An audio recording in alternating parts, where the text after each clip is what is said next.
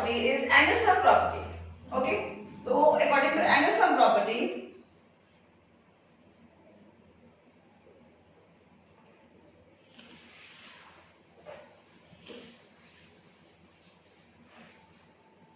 ठीक है, तो according to angle sum property, sum of all interior angles of a triangle is equal to 180 degree.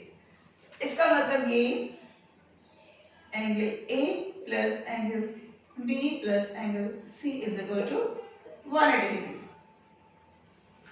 Okay, आपको इस तरह के क्वेश्चंस आ सकते हैं.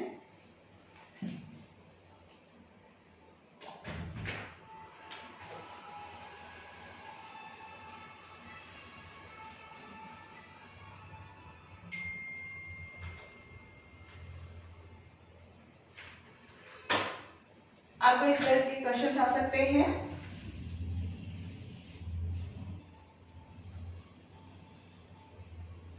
Fifty degree plus 60 degree plus x is equal to 180 degree और 110 degree plus x is equal to 180 degree और x is equal to 1 degree minus 110 degree और x is equal to 7 degree. ठीक है, आपको इस तरह क्वेश्चन आ सकते हैं. आपको दो एंगल्स दिया रहेगा, angle here angle A is equal to 50 degree, angle B is equal to 60 degree and you have to find out angle x. तो जब आपको एंगल x फाइंड आउट करना है तो as we know that sum of all interior angles of a triangle is equal to 180 degree, मतलब angle 1 plus 2 plus 3 is equal to 180 degree, ना इससे कम ना ज्यादा. ठीक है, कभी भी एक ट्रायंगल के जो इंटीरियर एंगल्स होते हैं उनका सम 180 डिग्री ही होता है. ओके, तो हमको पता है कि एक एंगल, एक ट्रायंगल का जो सम है, इंटीरियर एंगल्स का जो सम है वो 180 डिग्री है. तो जब हमारे पास दो एंगल्स दिया हुआ है, थर्ड वन निकालना है तो हम निकाल सकते हैं इजीली.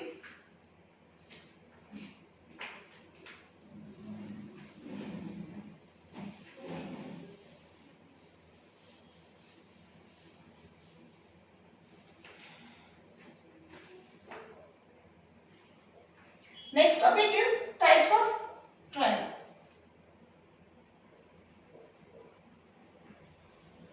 Types of triangle. तो वैसे तो बहुत सारे होते हैं ट्रायंगल के टाइप्स, पर मैं आपको वो बताऊंगी जो क्लास 7 के सीबीएसई के सिलेबस में है. तो first one is equilateral triangle.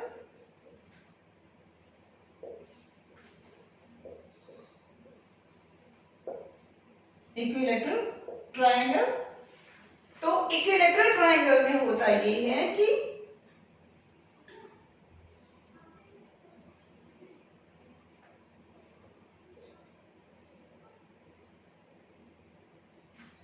Equilateral triangle में होता ये है कि sum of, not sum, equilateral, according to equilateral triangle जितने एक ट्रायंगल के जितने भी इंटीरियर एंगल्स हैं वो सारे इक्वल होंगे. मतलब angle A is equal to angle B is equal to angle C. Okay, मतलब ये कि इस एंगल और इस एंगल और इस एंगल, इन तीनों एंगल्स का जो मेजरमेंट है वो हमेशा इक्वल होगा. तो ये इक्वल तब होगा जब ये 60 डिग्री होगा. ठीक है, तो जब ये एंगल्स इक्वल हैं तो इनके जो अपोजिट में साइड्स हैं वो भी इक्वल होंगे. ओके, तो जैसे कि एंगल A के अपोजिट में साइड BC है, so BC is equal to angle B के अपोजिट में साइड AC है, so BC is equal to AC is equal to angle C के अपोजिट में साइड AB है. So here we know that in equilateral triangle, angle A plus angle A is equal to angle B is equal to angle C, and opposite sides of the angles, side BC side is equal to side AC is equal to side AB.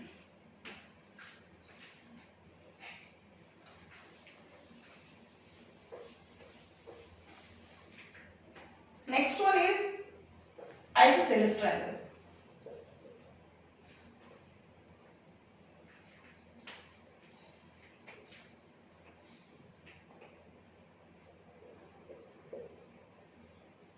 Isosceles triangle. Isosceles triangle में होता ये है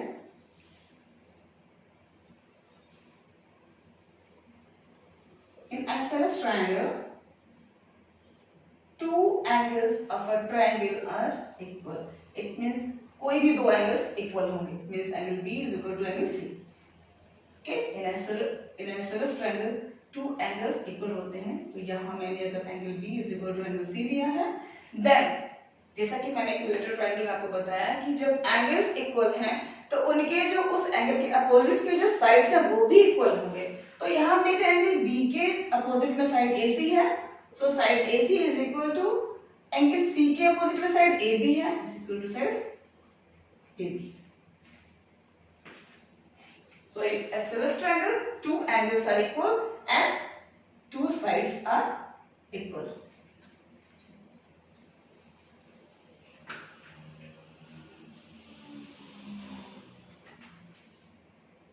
Third one is scalar.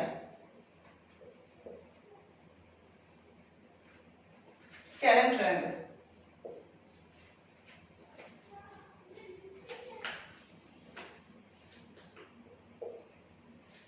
Third one is scalar triangle. Scalar triangle में ना तो कोई angle equal होता है और ना ही कोई साइड इक्वल होता है। ओके, स्केलर ट्रायंगल में ना कोई एंगल इक्वल होता है ना ही कोई साइड इक्वल होता है। So angle A is not equal to angle B is not equal to angle C। Here angle A is not equal to angle B is not equal to angle C. Okay, और जब ये angles equal है तो sides भी equal नहीं होंगे। Angle A के opposite में साइड BC है, so side BC is not equal to side angle B के अपोजिट में साइड AC है, is not equal to angle C के अपोजिट में साइड AB है, AB। ठीक है, तो स्केलर ट्रायंगल में ना तो कोई एंगल इक्वल होंगे और ना ही कोई साइड इक्वल।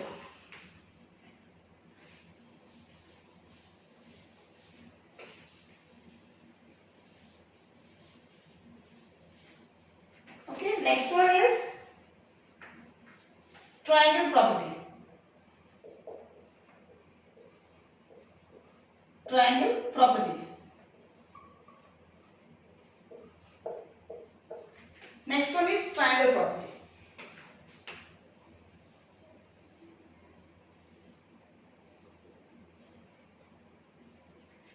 ट्रायंगल प्रॉपर्टी में ये है कि एक ट्रायंगल के किसी भी दो साइड का जो सम है वो थर्ड साइड से हमेशा ग्रेटर होगा।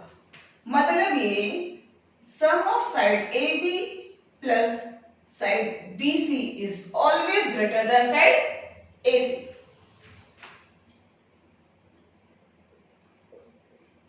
AB plus side AB plus side BC is greater than side AC।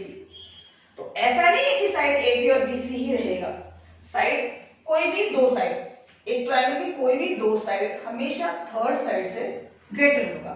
अब हम साइड ये भी ले सकते हैं, side AB plus side AC is greater than side BC, और side AC plus side BC is equal, sorry ये greater than side AB। Okay, तो अब आप इसको घर पे प्रैक्टिकल कर सकते हो। आप करके देख लो, रूलर से या फिर कंपास से या प्रोटेक्टर से, प्रोटेक्टर से नहीं होगा, रूलर से या कंपास से आप करके देख लो। हमेशा दो साइड्स ग्रेटर होंगे थर्ड साइड से। अगर ये जो दो साइड्स हैं थर्ड साइड का इक्वल या लेस है तो वो ट्रायंगल कभी बन ही नहीं सकती। ओके, अगर जो साइड AB प्लस BC है वो इक्वल टू AC होता है या लेस देन AC होता है, देन ट्रायंगल नहीं बन सकती।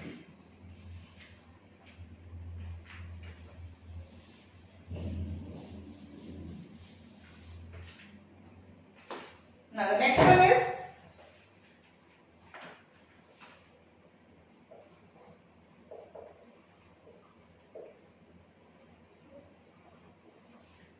Angle Pythagoras theorem.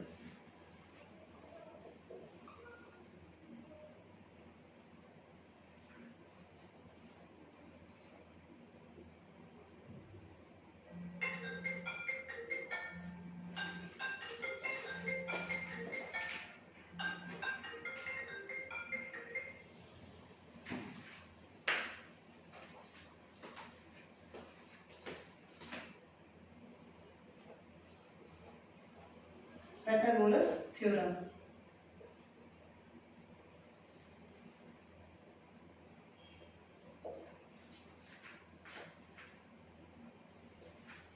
ठीक है, पाइथागोरस थ्योरम।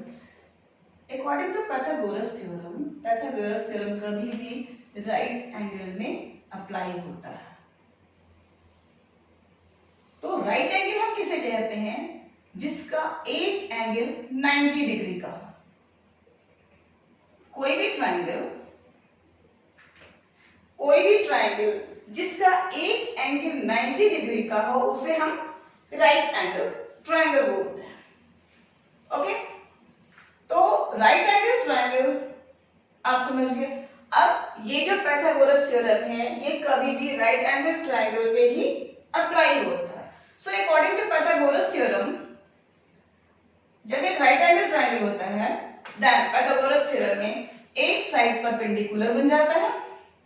ओके, एक साइड बेस बन जाता है। मतलब साइड जो एंगल 90 डिग्री राइट एंगल से जो लगा हुआ साइड है वो एक साइड पर कोई भी एक साइड परपेंडिकुलर बन जाता है और अनदर साइड बेस बन जाता है। और जो साइड इस 90 डिग्री वाले एंगल के अपोजिट में आता है वो साइड हाइपोटेनस होता है। ठीक है, तो हाइपोटेनस बस केवल आपने हाइपोटेनस आइडेंटिफाई करनी है।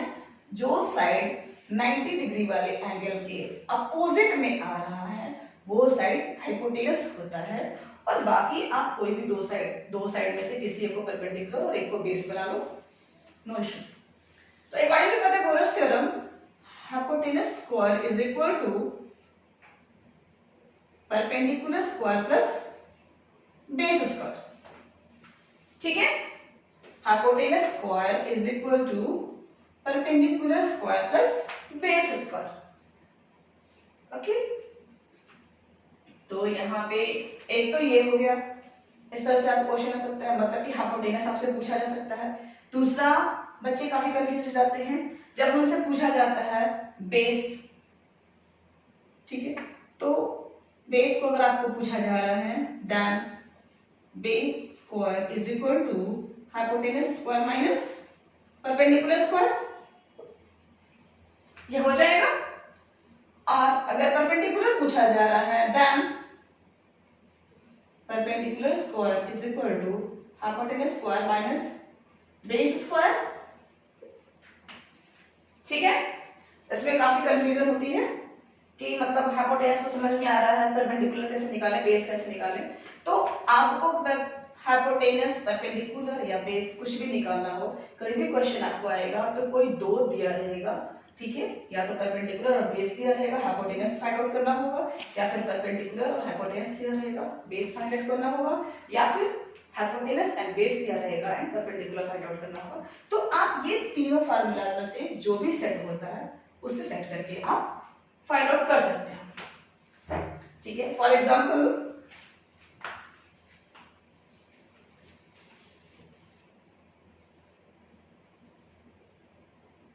Here,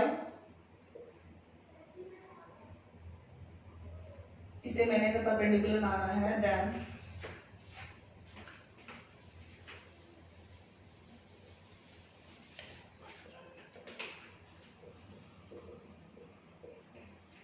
suppose that perpendicular is equal to 5 centimeter, base is equal to 12 centimeter, and we have to find out hypotenuse is equal to x. Then x square is equal to p square plus b square, और x square is equal to ये p square is 5 square plus 12 square, और x square is equal to 5 square, 5 का square 25 होता है, plus 12 का square 144 होता है, और x square is equal to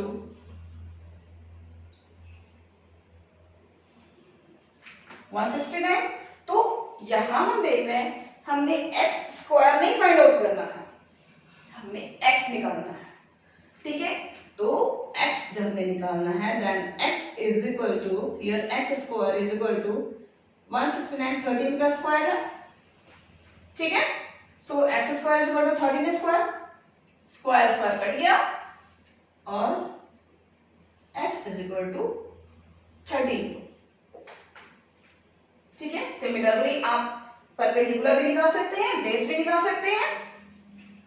thank you, thanks for watching.